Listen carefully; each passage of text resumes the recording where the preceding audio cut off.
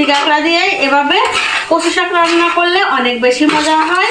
তো ভিডিওটি স্কিপ না করে শেষ পর্যন্ত দেখতে থাকুন কিভাবে এই মজাদার চিতি কাঁকড়া দিয়ে কচু শাক রান্না করেছি। Welcome back to my channel Rupai's kitchen and lifestyle. চিতি কাঁকড়া দিয়ে কচু পাতা রান্না করার জন্য এখানে আমি কচু ডাঁটা থেকে পাতাগুলো আলাদা করে নিয়েছি। এখন পাতাগুলো কুচি কুচি করে কেটে নিব। কচু পাতা কাটার জন্য হাতে গ্লাভস পরে নিয়েছি যাতে করে হাতটা না চুলকায়। আর কচু পাতাতে প্রচুর পরিমাণে আয়রন থাকে, হাতটা কালো কালো হয়ে যায় সেজন্য। তবে আপনারা চাইলে গ্লাভস না পরেও কচু পাতাটা কেটে নিতে পারেন।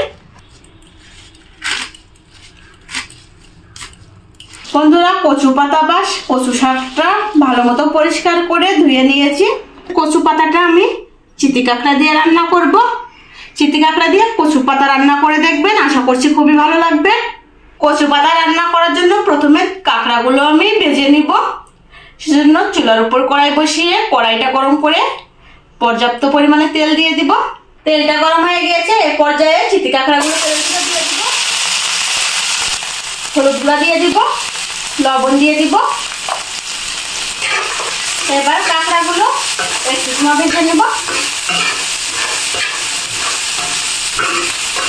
কাঁকড়াগুলো প্রায় 5-7 মিনিট ভেজে নিয়েছি। এবার কাঁকড়ার ভিতরে পর্যাপ্ত পরিমাণে জল দিয়ে দিব।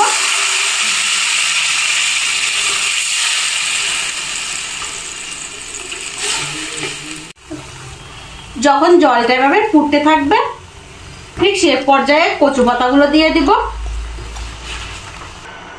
কচু পাতার উপরে লবণ ছিটিয়ে দিব। এভাবে রেখে কচু পাতাটা প্রায় 4-5 মিনিট রান্না করে নিব। চুলার জালটা হাইটে রেখে কচু শাকটা প্রায় 5 মিনিটের মতো রান্না করে নিয়েছি। এবার খুন্তি দিয়ে এভাবে উল্টিয়ে দিব।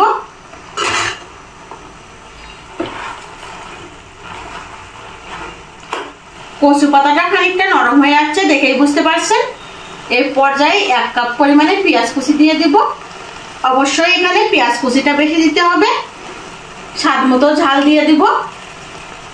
এখানে কিন্তু কাঁচা ঝাল আর কিছুটা পরিমাণ পাকা ঝালও রয়েছে। পরিমাণ মতো হলুদ গুঁড়া দিয়ে দিব।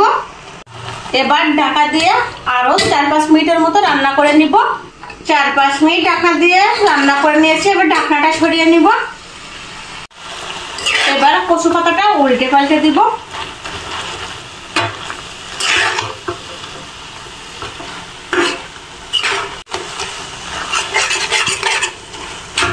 এখন কচু পাতাটা অনবরতভাবে খুন্তি দিয়ে নেড়ে চেড়ে দিতে হবে, কারণ এ পর্যায়ে কিন্তু কড়াইয়ের নিচে লেগে যাবে। জলের ঝোলটা শুকিয়ে আসছে, এর জন্য কচু শাকে কিন্তু একটুও জলের ঝোল নাই।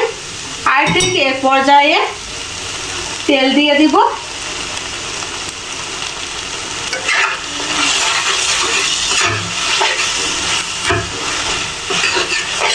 এভাবে আমি আরো 10 মিনিটের মতো রান্না করে নিব।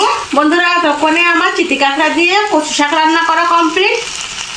কড়াই থেকে এখন অন্য একটি পাত্রে নামিয়ে নিব। আর আমার ভিডিওটি যদি ভালো লেগে থাকে তাহলে অবশ্যই লাইক, কমেন্ট এন্ড শেয়ার করবেন। তো আমার আজকের ভিডিওটি এই পর্যন্তই। সকলে ভালো থাকবেন, সুস্থ থাকবেন। বাই।